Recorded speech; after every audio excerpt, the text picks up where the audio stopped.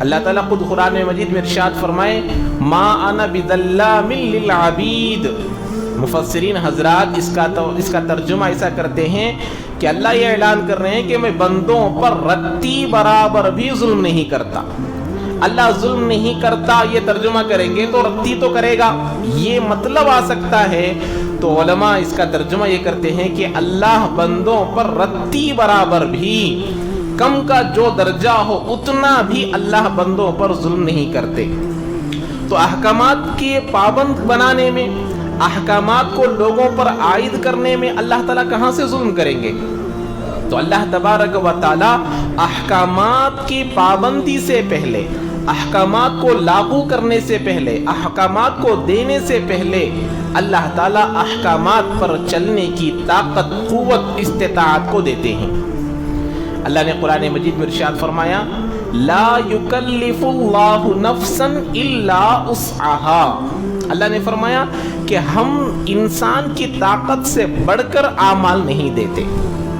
انسان کے اندر جتنی طاقت ہے، انسان کے اندر جتنی قوت ہے، انسان کے اندر جتنی قدرت ہے، اتنے ہی احکام ہم انسان کو دیتے ہیں، اس سے بڑھ کر ہم احکامات نہیں دیتے. اللہ کا اعلان ہے. جیسے میں بارہا بتاتا ہوں، نماز کا اللہ تعالیٰ اس آدمی سے مطالبہ کریں گے جو بالغ ہونے کے بعد اس کو زندگی ملی ہوگی. بچہ 15 سال کی عمر میں بالغ ہو گیا، اب ایک وقت کی نماز کا وقت داخل ہو گیا، بالغ ہو گیا بچہ، اب اس کے بعد جو زندگی اس کو ملے گی اللہ اب اس کو سوال کریں گے. ایسے ہی روزوں کا مسئلہ ہے. رمضان کا مہینہ ایک مرتبہ بھی اس کی زندگی میں نہیں آیا. بالغ ہونے کے بعد سے، یا کافر تھا، کافر ہونے کے بعد مومن ہو گیا، مسلمان بن گیا، اس کی زندگی میں ایک نماز کا وقت بھی نہیں آیا، ایک رمضان کا مہینہ بھی نہیں آیا، ایک سال گزرنے کے برابر زکوٰۃ فرض بھی نہیں ہوئی، حج کا زمانہ بھی نہیں آیا. ایمان قبول کیا ایسے ہی مر گیا، ایمان قبول کیا ایسے ہی شہید ہو گیا. تو اللہ تبارک و تعالیٰ ایسے انسان سے بھی ان چیزوں کا مطالبہ نہیں کریں گے کہ بندے کیوں نماز پڑھ کر نہیں آیا، کیوں روزہ نہیں رکھا، کیوں زکوٰۃ ادا نہیں کیا. یہ اللہ تعالیٰ ایسے بندوں سے نہیں پوچھیں گے. اللہ تعالیٰ ایسے بندے سے سوال کریں گے جو بالغ ہونے کے بعد اس کو زندگی ملی.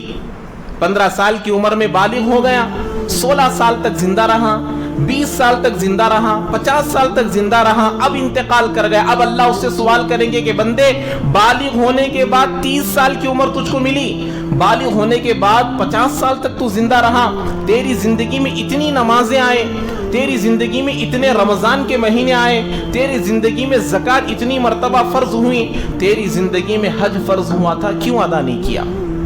اللہ ایسے بندے سے سوال کریں گے. ایک بندہ ہے پوری زندگی بھر اس کے پاس زکوٰۃ کے بقدر مال ہی نہیں آیا، پیسہ ہی نہیں آیا، سونا ہی نہیں آیا، چاندی ہی نہیں آئی، مر گیا. اللہ زکوٰۃ کا سوال ہرگز اس سے نہیں کریں گے. ایسے ہی ایک بندہ روزوں کا مہینہ بھی اس کو نہیں ملا، اللہ نہیں پوچھیں گے. حج کرنے کی طاقت نہیں تھی، مر گیا، اللہ نہیں پوچھیں گے. لیکن جس کے اندر طاقت قوت تھی، اب اگر وہ نہیں کیا، اس عمل کو پورا نہیں کیا، تو اللہ تعالیٰ اس کے بارے میں ضرور سوال کریں گے. کہ اللہ بولیں گے کہ میں نے تجھ کو طاقت دیا تھا، قوت دیا تھا، اس لیے اللہ نے حج کے ساتھ، حج کے زمانے کے ساتھ اللہ نے ایک شرط لگائی ہے، وَلِلَّهِ عَلَى النَّاسِ حِجُّ الْبَيْتِ مَنِ اسْتَطَاعَ إِلَيْهِ سَبِيلًا. اللہ نے حج کو فرض کیا ہے ایسے لوگوں پر جو وہاں تک جانے کی طاقت رکھتا ہو. قرض کر کر جاؤ یا پھر اپنے آپ پر بوجھ ڈال کر جاؤ، اللہ نے نہیں کہا. نماز پڑھنے کی طاقت کیا ہے؟ گھر سے نکل کر چل کر آنا، امام صاحب کے پیچھے کھڑے ہونے کی طاقت ہے تو یہ نماز کی قوت ہوئی. رمضان کی طاقت کیا ہے؟ صبح سے لے کر شام تک بھوکا رہنا، کھانا نہیں کھانا، پانی نہیں پینا، بیوی کے قریب نہیں جانا، یہ طاقت ہے. اب روزہ نہیں رکھے گا، اللہ پوچھیں گے.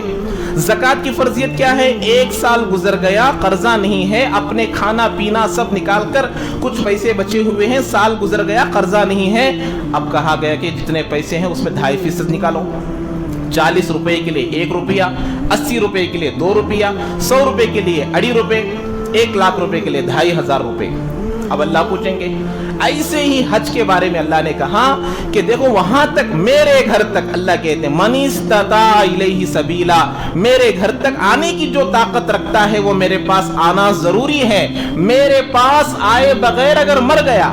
اللہ کے نبی علیہ السلام کی حدیث مبارکہ اتنی سخت وعید کے ساتھ اللہ کے نبی بیان کر رہے ہیں، حالانکہ میرے نبی میرے آقا سرور کونین حضرت محمد صلی اللہ علیہ وسلم انسانوں پر رحمت للعالمین نہیں بلکہ دنیا میں جتنی مخلوق ہے سب پر رحمت للعالمین بن کر آئے ہیں۔ اللہ کے نبی علیہ السلام کی حدیث مبارکہ اتنی سخت وعید کے ساتھ اللہ کے نبی بیان کر رہے ہیں، من لم یمنعہ عن الحج، کسی آدمی کو نے نہیں روکا، کیا حاجت ظاہرت، کوئی ظاہری حاجت اس کو نہیں روکی، او سلطان جابر، یا کوئی بادشاہ اس کو نہیں روکا، آدمی جانا چاہتا ہے لیکن حکومت اجازت نہیں دے رہی، تو یہ بھی عذر ہے۔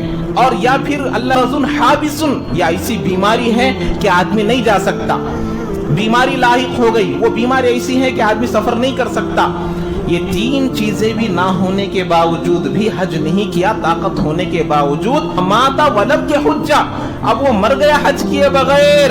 اب اللہ کے نبی کے الفاظ کو سنیں، اللہ کے نبی نے فرمایا فَلْيَمُتْ وَإِنْ شَاءَ يَهُودِيًّا وَإِنْ شَاءَ نَصْرَانِيًّا، اللہ کے نبی نے فرمایا ایسا آدمی وہ چاہے یہودی بن کر مرے یا نصرانی بن کر مرے۔ کتنی سخت وعید ہے، حج جیسا فرض میرے اوپر لازم ہو گیا پھر بھی میں حج کیے بغیر مرا، اللہ کے نبی کہہ رہے ہیں کہ وہ یہودی نصارہ بن کر مر رہا ہے، اس لیے کہ طاقت قوت اللہ نے دیا، نماز پڑھنے کی طاقت میرے پاس ہے۔ اللہ کے نبی نے فرمایا بین الکفر والایمان، ایمان اور کفر کے درمیان فرق کرنے والی چیز نماز کو چھوڑنا ہے۔